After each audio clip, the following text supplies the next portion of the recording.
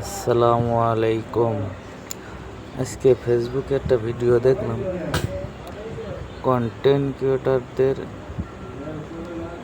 Remittance থেকে 7.5% সরকার কর, 1,00,000-এ 7,500 টাকা। তবে একটা ভাই দেখলাম প্রতিবাদ জানিয়েছে, আরে ভাই, আপনার কাছ থেকে যদি এটা ওরা না নিতে পারে, তাহলে যে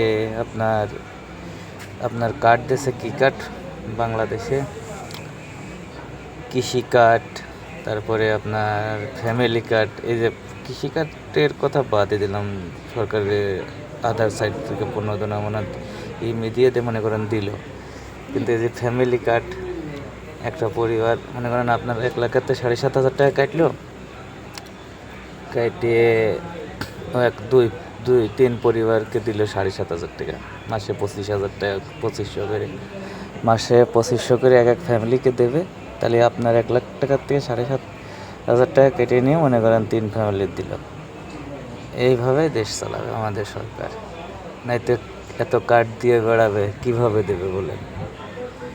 ঠিকই আছে, আমরা যেটা চাই সেটা তো আমাদের দেশের মানুষ আমাদের উপহারই দিয়েছে, আমাদের উপদেষ্টারা, তাই না ভাই? সত্যি কথা কি, সত্যি কথা একটু তিতেই শোনা যায়। আজকে যদি আমাদের জামাত ক্ষমতায় আসতো, তে দেশটা কিভাবে চলতো দেখতে পারতেন আপনারা, দেশের মানুষ কতটুকু শান্তিতে থাকতো দেখতে পারতেন।